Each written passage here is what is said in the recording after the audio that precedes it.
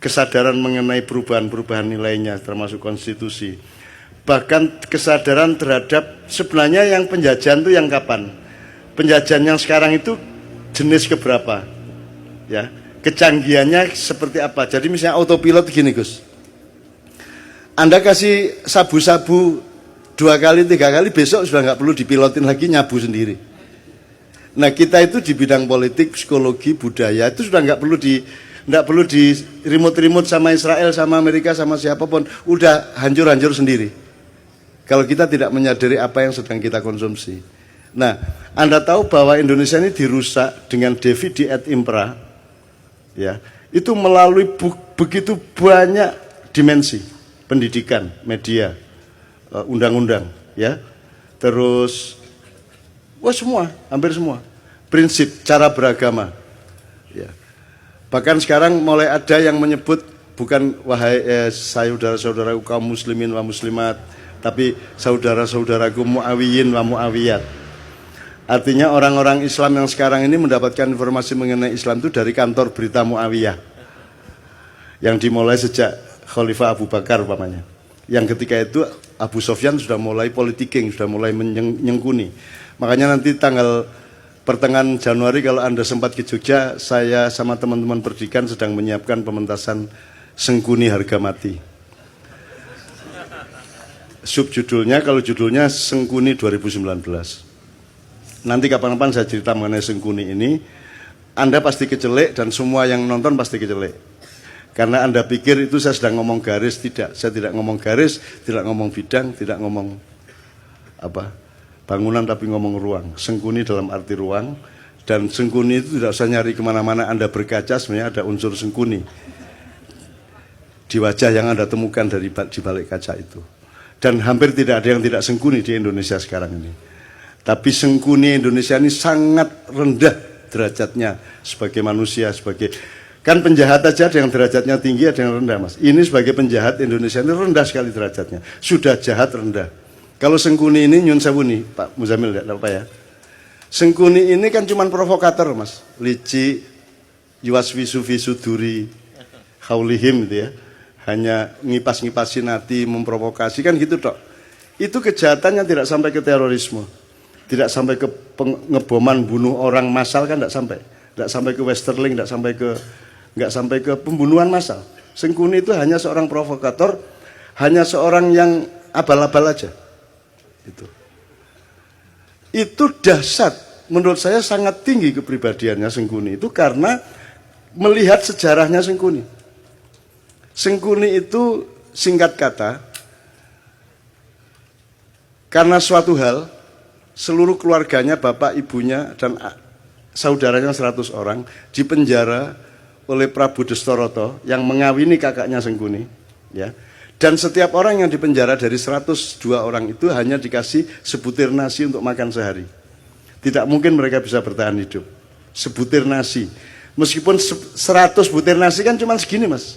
Untuk makan satu orang juga tidak kenyang, tidak akan bisa bertahan hidup. Maka singkat kata mereka berdiskusi, bapaknya ambil keputusan dan disetujui bahwa di antara 101 orang ini, 102 seharusnya, tapi yang satu kan jadi permaisurinya raja yang menghukum itu, yang wajahnya ditutup sepanjang hidupnya untuk protes kepada nasibnya dan seterusnya. Diambil keputusan bahwa harus ada yang hidup di antara 101 orang ini. Maka yang 100 orang merelakan untuk dimakan oleh yang satu. Jadi Sengkuni itu bertahun-tahun kerjanya adalah makan saudaranya. Mutilasi, digoreng gigi lesik, digoreng siki lesik, dirijine dikledusi, terus mari ngono motone di oseng-oseng, terus mari ngono jantungnya dirogoh, dicucup kayak jamu.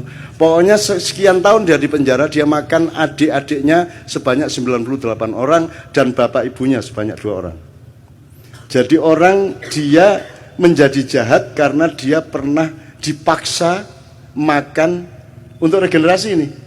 Ya, untuk regenerasi, untuk kehormatan keluarga, harus hidup. Maka cara satu-satunya untuk hidup adalah makan 98 adiknya. Seperti Sumanto itu. Tapi satu persatu. Mas, Anda pernah membentak ibu Anda? Pernah membentak ayah saya? Pernah membentak ibu? Kalau sampean sekali bentak ibu sampean, sampean stres enggak? Bisa enggak tidur tenang Anda? Merasa bersahnya luar biasa, baru bentak ibu. Ini makan ibunya, bapaknya dan adiknya 98 orang. Terpaksa dia makan. Menurut Anda itu kejahatan apa penderitaan? Penderitaan.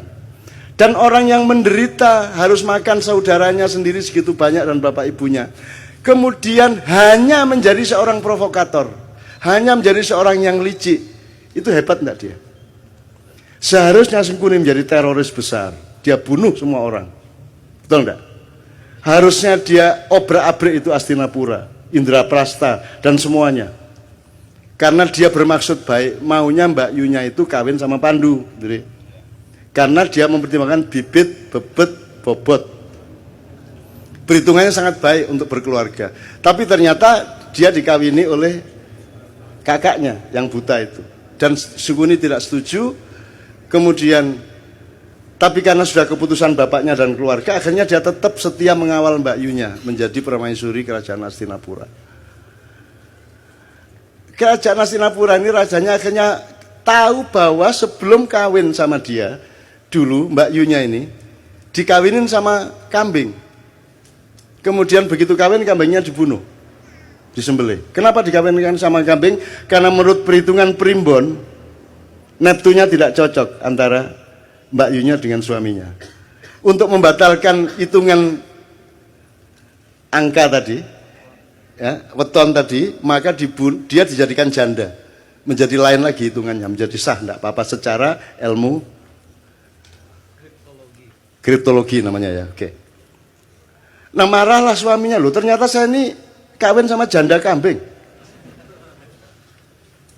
Marah dia, ditangkap semua, bapaknya Sengkuni, ibunya Sengkuni, adik-adiknya Sengkuni, 101 orang dikasih makan cuman sebutir beras satu orang. Akhirnya singkat kata Sengkuni makan itu. Dan kemudian dia menjadi seorang provokator, seorang yang licik, yang culas. Serakah enggak juga loh. Sengkuni korupsi boh? Enggak. Dia cuman ngesir satu yang namanya minyak tala itu toh. Dia rebutan minyak tala, tumpah, terus dia bergulung-gulung. Sehingga dia sakti, dia tidak bisa ditembus oleh senjata apapun karena badannya sudah berlumuran minyak tala, minyak kehidupan, gitu ya. Bagaimana dia bisa mati? Semar yang ngasih tahu kepada Bima, mau Bima, iku biyen pas gulung-gulung di lengo tolo iku silite gak kena. Jadi gulung-gulung kan tetap anusnya kan tidak kena mas, yang kena bokongnya tok ya. Minyaknya tidak sampai masuk. Nah itu kan tidak kebal. Akhirnya sama Bimo pakai kuku pancanaka disogok silite, cet matek deh. Itu ya, hati-hati ya mas ya. Itu. Nah teman-teman sekalian, saya yang pertanyaannya sederhana. Kalian ini pemimpin-pemimpin Indonesia ini, yang mana yang tidak Sengkuni? Terus kalian ini menjadi Sengkuni atas penderitaan apa? Kamu pernah susah apa hidupmu? Kamu pernah tidak makan? Kamu pernah makan ibumu? Kamu pernah menderita sampai seperti itu?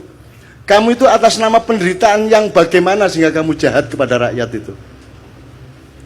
Apa alasan sejarahmu? Kalau Sengkuni ada alasannya untuk jahat.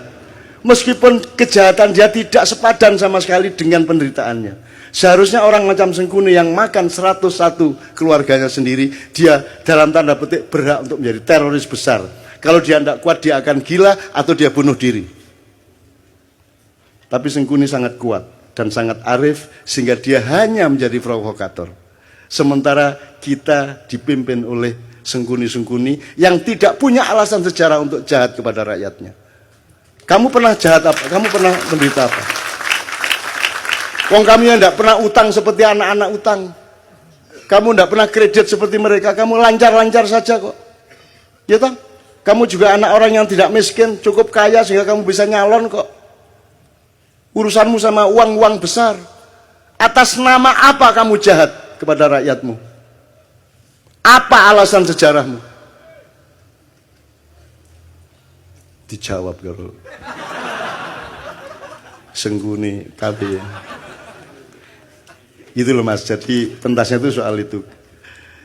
Ini apa toh? Allah mengatakan Allah tidak menyukai kata-kata yang diperjelas kejelekannya. Ya. Apa? La yuhibbullahu al-jahra bisu'i minal qaul. Itu ya terjemahannya. Ya, terjemahannya. La yuhibbullahu al-jahra bisu'i minal qauli illa man zulim. Tidak, Allah tidak menyukai perkataan yang nyaring tentang keburukan kecuali orang yang didolimi. Jadi mesuh, ya boleh. Dendam, bagi orang yang didolimi. Wobol kon niku gitu ya. Itu Allah tidak suka kecuali kamu dalam keadaan dianiaya. Jadi kalau dianiaya Allah membatalkan ketidaksukaan, ya wis ora apa-apa wong kon menderita kok gitu loh. Itu hukum Allah loh. Lah ini Indonesia ini kamu itu menderita apa? Sehingga kamu kejamnya begitu rupa kepada rakyat. Kamu pernah menderita apa? Kamu pernah miskin apa? Karena kamu pernah puasa kayak apa? Kamu pernah tirakat apa? Kamu lancar-lancar semua kok. Kamu bisa membayar miliaran kok jadi pejabat. Apa alasanmu untuk jahat kepada rakyat? Sengkuni saja tidak sejahat kamu, padahal dia penderitaannya ribuan kali lipat dibanding penderitaan hidupmu. Wahai seluruh rakyat Indonesia, aku nyatakan hari ini